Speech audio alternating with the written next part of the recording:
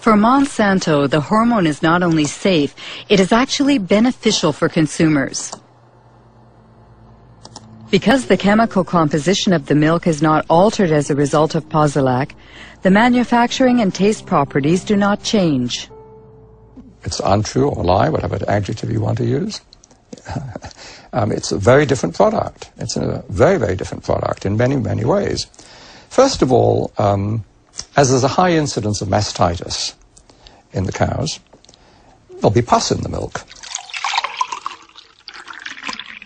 And then you'd find antibiotics given to the cows to treat the mastitis. So a wide range of antibiotics would be in the milk. Apart from that, and very, very importantly, very substantial increases in levels of IGF-1 or insulin-like growth factor 1. There have been a series of studies, somewhere in the region of 60, relating increased levels of IGF-1 and breast, colon, and prostate cancers. Absolutely incredible. Are there other countries that have approved RBGH? Apparently, the hormone was banned in Europe and Canada. Canada?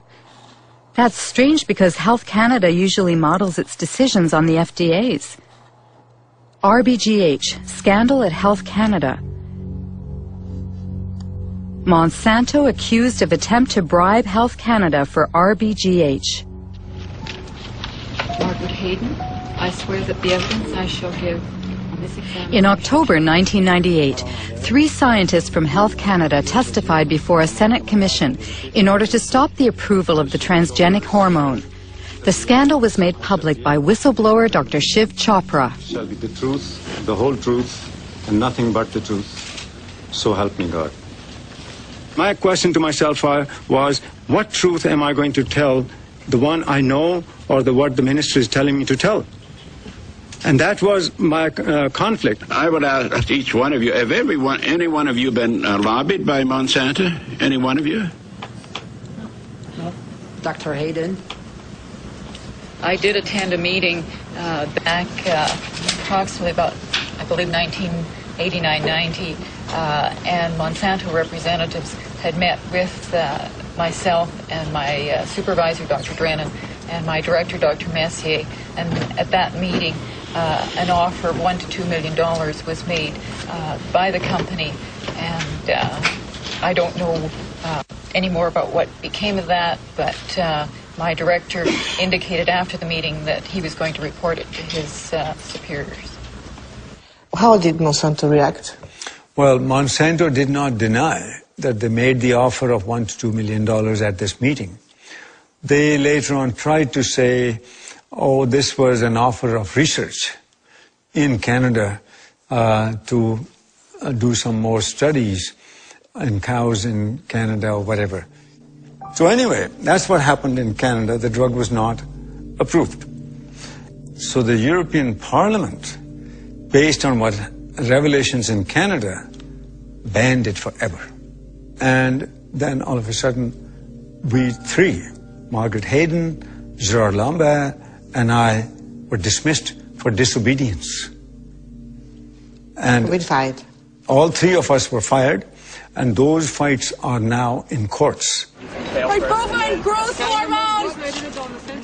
The United States Congress also opened an investigation at the request of RBGH opponents who oppose the ban on labeling milk as RBGH-free.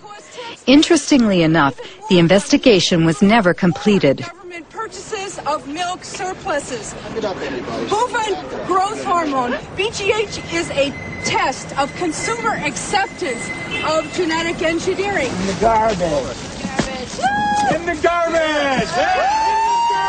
The cow hormone drug was simply the first major application of biotechnology to food production, and Monsanto is a very powerful corporation with many linkages to top-level persons in government.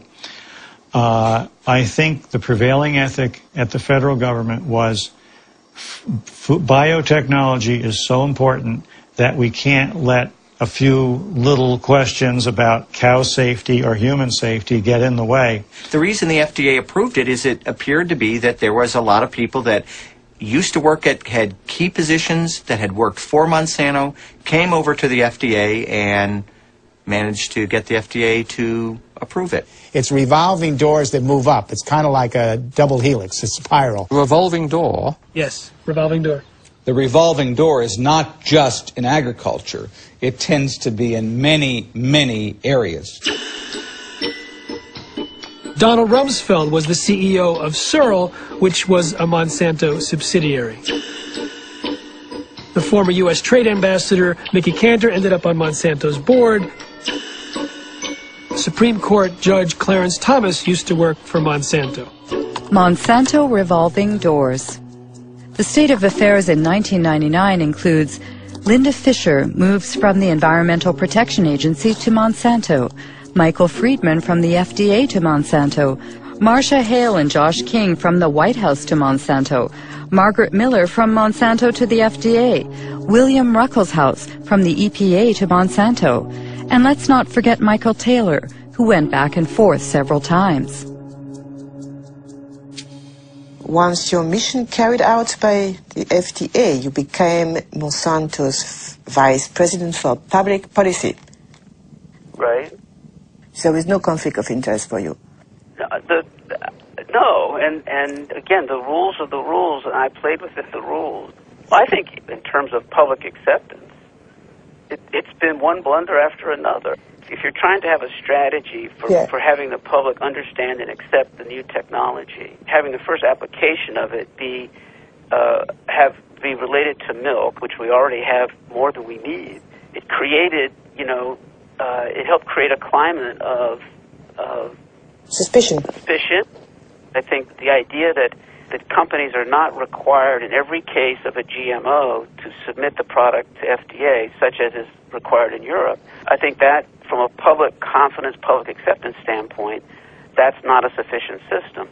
I personally have said that Congress should change the law. Congress should create a mandatory notification system that ensures that every product is looked at by FDA and that FDA makes a safety judgment about every product. That's some very compelling testimony. It seems that Michael Taylor has qualms about the policy he signed in 1992. What about the FDA's own scientists? Was there a consensus on the GMO regulations? FDA documents show they ignored GMO safety warnings from their own scientists, written by Steve Drucker.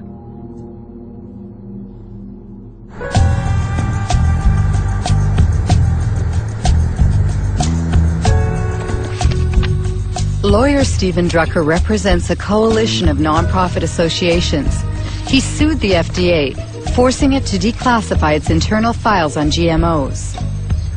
We received over 44,000 pages from the FDA's own files, and they revealed that the FDA has been lying to the world since 1992, if not before. But they continue to lie. They are still lying. They claim that there's an overwhelming consensus in the scientific community that genetically engineered foods are as safe as their conventionally produced counterparts, and they claim that there has been sufficient data to back up this consensus. Both of those claims are blatant lies. There are several examples. For instance, Dr. Louis Priebel of the FDA's microbiology group wrote, quote, "There is a profound difference between the types of unexpected effects from traditional breeding and genetic engineering," unquote. Then Dr. Priebel added in his memo that some of the aspects of genetic engineering may be more hazardous.